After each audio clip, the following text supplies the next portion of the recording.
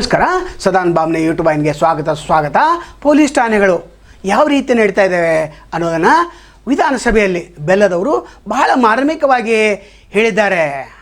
ಶಾಸಕರ ಏನು ಶಿಫಾರಸಿನ ಮೇಲೆ ಬಂದಂಥ ಈ PSI, CPI, DSPಗಳು ಹಣ ವಸೂಲಿ ಮಾಡ್ತಾರೆ. ಯಾರಿಂದ ವಸೂಲಿ ಮಾಡ್ತಾರೆ ಅಂತಂದರೆ ಮರಳು ಮಾಫಿಯಾದಿಂದ, ಮಸಾಜ್ ಪಾರ್ಲರಿಂದ, ಮಟ್ಕಾ ಬುಕ್ಕಿಗಳಿಂದ, ನಂತರ ಕಳ್ಳ ವ್ಯವಹಾರ ಮಾಡುವಂಥ ಎಲ್ಲ ಒಂದು ಹಾದಿಯನ್ನು ಹಿಡಿದು ಇವರು ಮಾಹಿತಿಯ ಸಂಗ್ರಹಿಸ್ತಾರೆ, ಇವರಿಂದ ಹಣವನ್ನು ಸಂಗ್ರಹಿಸ್ತಾರೆ. ಅದು ಅಲ್ಲದೆ ಇವರು ಅನೇಕ ವಿಷಯಗಳಲ್ಲಿ ಹಸ್ತಕ್ಷೇಪನ ಮಾಡಿ ದುಡ್ಡನ್ನು ಜಗ್ತಾ ಇದ್ದಾರೆ. ಇದು ಯಾಕಾಗ್ತಾ ಇತ್ತು ಅಂದರೆ ಶಾಸಕರು ಇವರಿಗೆ ಹಣ ತೆಗೆದುಕೊಂಡು ಆಯಾ ಕಟ್ಟಿನ ಸ್ಥಳಗಳನ್ನು ನಿಗದಿಪಡಿಸಿರ್ತಾರೆ.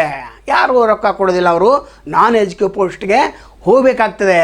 ಒಬ್ಬ ಪೊಲೀಸ್ ಅಧಿಕಾರಿ ಏನು ಹೇಳ್ತಾನಂದರೆ, ನಾವು ಹಾವಿಗೆ ಬೆಳೆದು ಹದ್ದಕ್ಕೆ ಹಾಕ್ತಾ ಇದ್ದೇವೆ ಅಂಥ ಪರಿಸ್ಥಿತಿ ಎಲ್ಲ ಠಾಣೆಗಳಲ್ಲಿ ಇದೆ. ಹಾಗಾದರೆ ಬೆಲ್ಲದವರು ಆ ವಿಧಾನಸಭೆಯಲ್ಲಿ ಭಾಳ ಮಾರ್ಮಿಕವಾಗಿ ಹೇಳಿದರು. ಗಾಂಜಾ ಮಾರಾಟಗಾರರಿಂದ ಇವರು ಹಣ ಪಡಿತಾರೆ, ನಂತರ ಸೂಳೆಗಾರಿಕೆಯಿಂದ ಹಣ ಪಡಿತಾರೆ, ಕಳ್ಳ ಸರಾಯಿ ಏನು ಅಕ್ರಮವಾಗಿ ಕಳ್ಳ ಸರಾಯಿ ಮಾಡ್ತಾರೆ ಅವರಿಂದ ಹಣ ಪಡ್ತಾರೆ. ಹಾಗಾದರೆ ಬೆಲ್ಲದವರು ಯಾವ ರೀತಿ ಮಾರ್ಮಿಕವಾಗಿ ಹೇಳಿದರು. ಆಗ ಎಲ್ಲ ಶಾಸಕರು ತಲೆ ಕೆಳಗೆ ಹಾಕಿಕೊಂಡೇ ಇದ್ದರು. ಅಂದರೆ ಇವರೆಲ್ಲರೂ ಸಹಮತವನ್ನು ವ್ಯಕ್ತಪಡಿಸಿದಂತಾಯಿತು. ಇದು ವ್ಯವಸ್ಥೆ ಭಾಳ ವರ್ಷದಿಂದ ಹಾಗೆ ಬಂದೆ. ಹಾಗಾದರೆ ಬೆಲ್ಲದವರು ಏನು ಹೇಳಿದ್ದಾರೆ ಅದನ್ನು ಕೇಳಿಸ್ಕೊಂಡು ಬರೋಣ. ನಮಸ್ಕಾರ. ಈ ಗಾಂಜಾ ಮಾರೋರು ಗಾಂಜಾ ಎಲ್ಲಿ ಮಾರ್ತೈತಿ ಇದು ಪೊಲೀಸರಿಗೆ ಗೊತ್ತಿರ್ತೈತಿ. ನಾನು ನಮ್ಮ ಕ್ಷೇತ್ರದಲ್ಲಿ ಒಂದು 8 ಮಂದಿ ಈ ರೀತಿ ಬಡ್ಡಿ ವ್ಯವಹಾರ ಮಾಡೋರ್ದು ಲಿಸ್ಟ್ ನಾನು ಆಗಿನ ಪೊಲೀಸ್ ಕಮಿಷನರಿಗೆ ಕೊಟ್ಟೆ, ಮಾನ್ಯ ಮಂತ್ರಿಗಳೇ.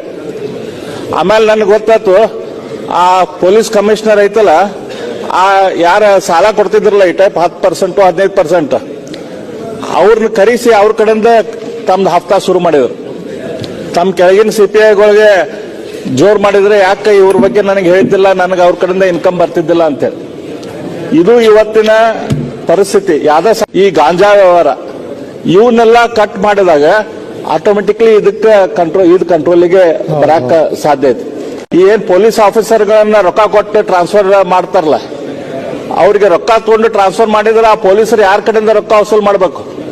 ಅವ್ರು ಯಾರು ಸುಳ್ಳಿ ದಂಧೆ ಮಾಡ್ತಾರ, ಯಾರು ಮಟ್ಕಾ ದಂಧೆ ಮಾಡ್ತಾರ, ಯಾರು ಗಂಜಾ ಮಾಡ್ತಾರ, ಇಂಥ ಯಾರ ಕಳ್ಳ ಸರಿ ಮಾಡ್ತಾರ, ಇಂಥ ಯಾರು ಹೊಲಸು ದಂಧೆ ಮಾಡ್ತಾರೆ, ರಿಯಲ್ ಎಸ್ಟೇಟ್ ಮಾಡ್ತಾರೆ, ಇವ್ರ ಕಡೆಯಿಂದ ಪೊಲೀಸರು ವಸೂಲ್ ಮಾಡ್ಬೇಕು. ಪೊಲೀಸರಿಗೆ ಬೇರೆ ದಾರಿಲ್ಲ. ಹಂಗಾಗಿ ಸಮಾಜಘಾತಕ ಶಕ್ತಿಗಳು ಬೆಳ್ಯಾಕ್ ಶುರು ಆಗ್ತಾವ. ಅವಾಗ ಪೊಲೀಸರು ಸಮಾಜಘಾತಕ ಶಕ್ತಿಗಳು ಯಾವಾಗ ಒಂದಾಕ್ಕವು, ಅವಾಗ ಕಾಮನ್ ಮ್ಯಾನ್ ಹರಾಸ್ಮೆಂಟ್ ಶುರು ಆಗ್ತೈತಿ.